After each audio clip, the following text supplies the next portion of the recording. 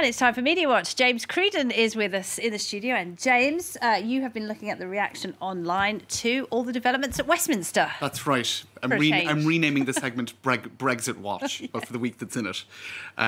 Indeed, it's a huge amount of chatter online as people try to follow, understand, laugh, cry, whatever way you want to react.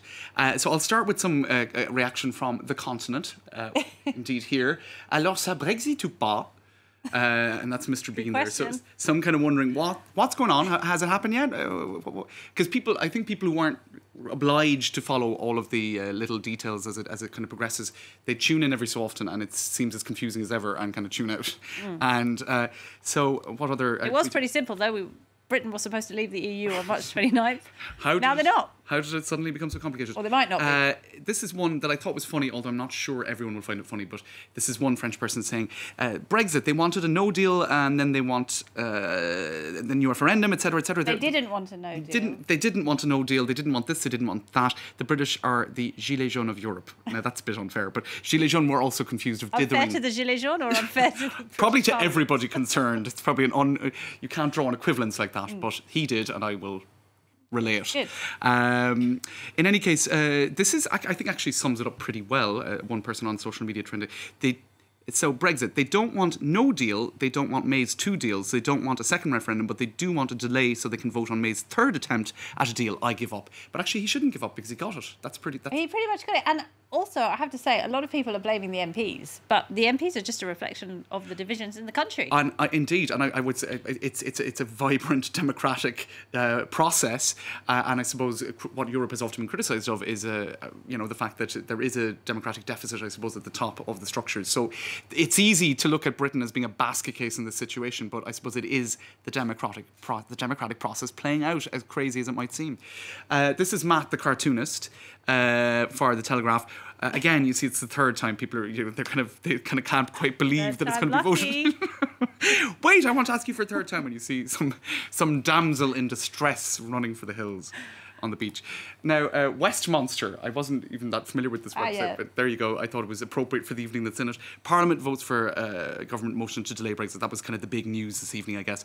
Now, there was one thing that I was showing earlier, and I'll try to do it again.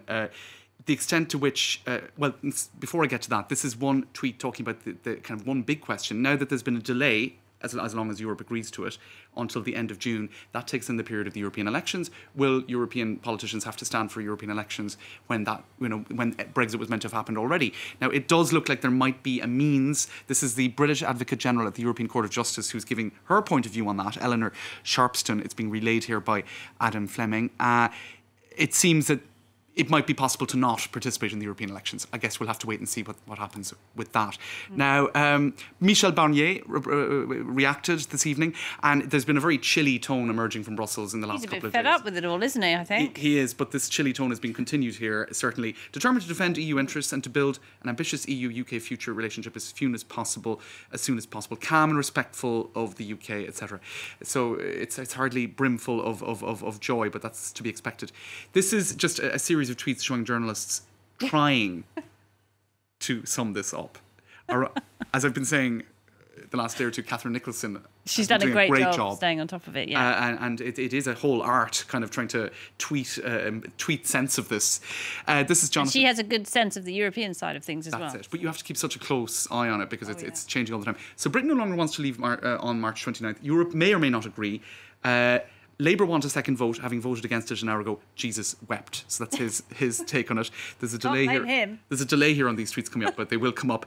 Kate McCann of Sky. This was from yesterday evening. So if you wanted to vote against a deal, a no deal. A no deal, thank you. You'd vote for the Prime Minister's motion tonight, except the motion also reaffirms no deal is the legal default, so you'd vote against. But then you'd technically be saying you don't want a deal, so you'd vote for, and her head explodes in an emoji. Now, there was loads more on that, but you get the picture. It's been very difficult to sum up.